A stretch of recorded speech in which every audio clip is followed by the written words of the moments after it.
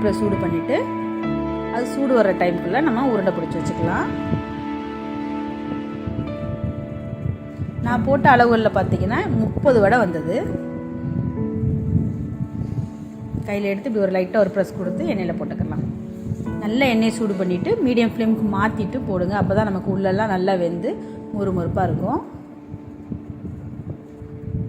ஒரு பக்கம் வெந்தாலும் இன்னொரு பக்கம் திருப்பி போட்டு நல்ல கோல்டன் கலர் வந்ததுக்கப்புறமா பொரிச்சு எடுத்தோம்னா நம்மளோட காளான் வடை ரெடி ஆயிரும். இது ஈவினிங் டீயோடு வச்சு சாப்பிட்லாம். சாப்பாட்டுக்கு தொட்டுக்கவும் நல்லாயிருக்கும். இதே மாதிரி நீங்களும் செஞ்சு பார்த்து எப்படி இருக்குன்னு எனக்கு கமெண்ட்டில் சொல்லுங்கள். லைக் பண்ணுங்கள், ஷேர் பண்ணுங்கள், கமெண்ட் பண்ணுங்கள்.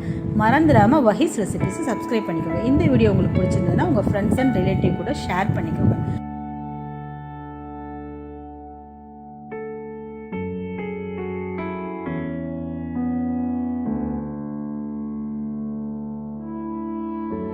அஸ்ஸலாமு அலைக்கும்.